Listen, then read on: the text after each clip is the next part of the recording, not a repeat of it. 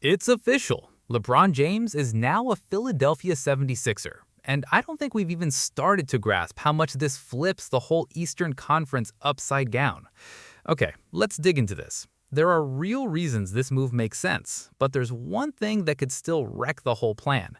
And no, it's not LeBron's age. We're covering it all. The deal, why Philly, do the pieces even fit, and what do the betting odds really say about this team's ceiling? I broke this Sixers roster down before LeBron even called them, so I'm not just reacting to a headline. I want to show you what changed the moment his name got added and if it's enough. A few months back, the Sixers looked stuck. Their season ended in a brutal second-round sweep to the Knicks, and it hurt watching Knicks fans party on Philly's own floor. The future didn't look much brighter. Embiid and Paul George were locked into huge deals, and that left almost no room to upgrade. You could see the ceiling coming from a mile away. Another good regular season, another few months praying everyone stays healthy, then another early exit. Then everything flipped. It started with Philly sending Paul George to Boston for Jaylen Brown. That trade got the whole thing moving. Then LeBron James, the league's all-time scoring leader, four-time champ, 20-time All-Star, 20-time All-NBA, chose Philadelphia. He announced it himself, signing a 2-year, $8 million deal, basically the vet minimum for a guy with his resume. He said, in his own words, that he truly believes he can turn this Sixers team into champions, and that he's fired up to bring a new fan base along for one more ride. That closed the book on 8 years with the Lakers, a run that gave him a title in 2020, a Western Conference Finals trip, and the night he passed Kareem as the all-time scoring king. And heading into year 24, he's still playing like age doesn't apply to him. Last season, in a smaller role next to Luka, he still put up 20.9 points, 7.2 assists, and 6.1 rebounds a game, shooting over 51%. That kept alive his streak of scoring at least 20 a night every single season he's played. Word around the league is his whole decision came down to one question: where's my best shot at a title? His answer was Philly. At this stage of his career, that's what makes him happy. A real shot to win, and he believes the Sixers give him that. The timing makes it even crazier. Just over 2 months ago, Philly hired Mike Gansey to run the front office, and he flipped this franchise fast. A team sitting on the 22nd pick with barely any trade assets suddenly built one of the deepest, most talented rosters in the league. LeBron was the cherry on top nobody saw coming. So how'd they do it? They recruited hard, stayed patient while the big pieces took time, and kept positioning themselves until the door opened. Word is, Philly sold LeBron on the one thing he wanted most: a real shot at ring number 5. That was enough for him to take 2 years and $8 million with a player option, leaving real money on the table for one last title run.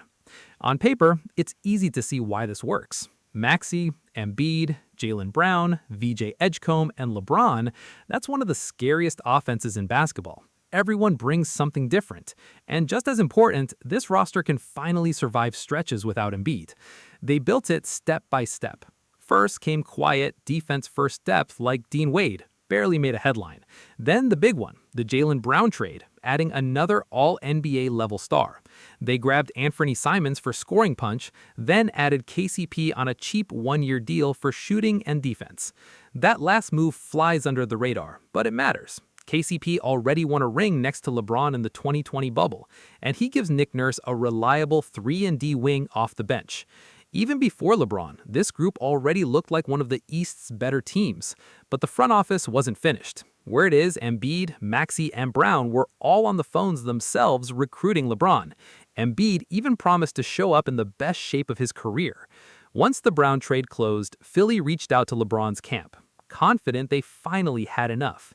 And it worked. For a city like Philly, a signing like this hits different. 20 years from now, people will still be asking each other where they were when LeBron became a Sixer. Moments like that are rare here. The 1983 title team with Dr. J, Moses Malone, and Maurice Cheeks is still the standard. 65 wins and just one playoff loss. Iverson's 2001 finals run is one of the most beloved chapters in team history. The 2019 squad was the most talented Embiid-era group up to that point. Now the 2026-7 Sixers get a shot at joining that list. And honestly, it's about time. What LeBron gives Embiid runs deeper than star power. He gives them breathing room. They're no longer betting everything on Embiid surviving a full playoff run. They're tougher to scout, harder to game plan for. Best part, Philly doesn't need a 41-year-old LeBron dragging them through 82 games. With Maxey, Brown, Edgecombe, and Simons all able to take over stretches, they can manage his minutes and keep him fresh for when it counts. But where he really changes things is passing. Philly had plenty of talent last year, but scoring consistently was a real problem. They finished 29th in the league in assists. Compare that to the Lakers, even without Luka for a chunk of the playoffs, still finished 6th among playoff teams in assists per game. That gap? Basically LeBron. His passing numbers have sat in the 97th percentile or better for almost 25 years straight. Almost nobody runs a half-court offense like him. Maxey's best when he's attacking downhill, not grinding out plays for teammates every trip. Brown, Embiid, and Edgecombe are solid passers, each around 4 assists per game last year, but none of them bend the defense the way LeBron does. Give him space, and he'll find guys shots they've never gotten on their own.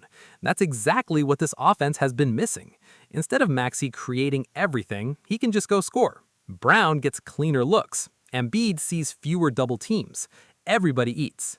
None of this clicks right away, though. Maxey, Brown, Embiid, and LeBron are all used to having the ball.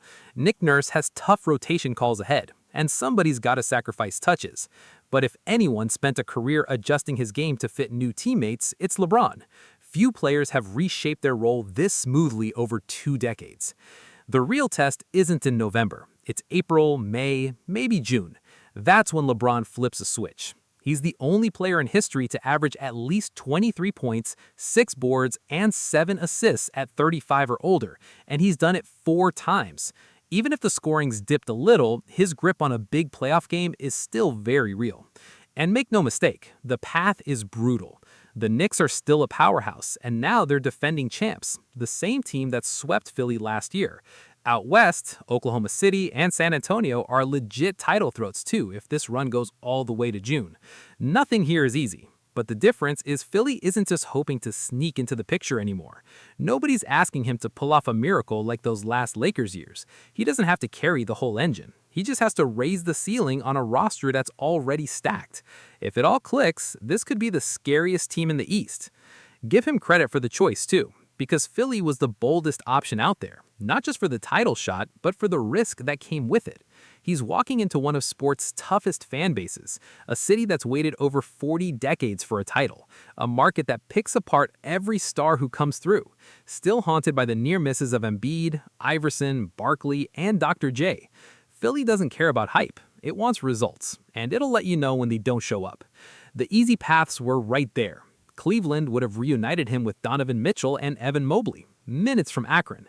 Miami made sense too. Teaming with Spoelstra, Giannis, and Bam would have been an instant contender. He looked at it all and still picked Philly, a place that's chewed up plenty of stars who couldn't match its intensity. That's what makes this wild. And remember, every stop of his career has ended in a title. Cleveland, Miami, LA. So now the expectation is he does it again. And that's exactly why the pressure is so heavy. Word is, retirement was genuinely on the table after the Lakers' run ended. He knew he could still play at a high level, he'd just proven that. But he wasn't sure he wanted the grind again. The workouts, the conditioning, all of it. So he took his time. Once the Brown trade landed, Philly became impossible to turn down. Whatever the moment was, he knew exactly what he was signing up for. The ceiling in Philly might be higher than anywhere else, and so is the pressure. If it works, if there's a parade down Broad Street, LeBron gets ring number 5, ties Magic, Kobe, and Duncan, and closes out his career about as well as anyone possibly could. So how much did one signing really shift things? The betting markets answered fast. At the start of the offseason, Philly sat around plus 6,000 to win it all. After the Brown trade, that dropped to roughly plus 2,200. Then LeBron signed, and within hours, the Sixers jumped again, landing around plus 900 at most books, dead even with the defending champion Knicks for the best odds in the East. They leapfrogged Boston and Miami doing it. And per BetMGM, more money has poured in on Philly to win the conference than on any other team since the news dropped. Vegas is saying it loud. Philly belongs in the contender talk now. So, does this change everything?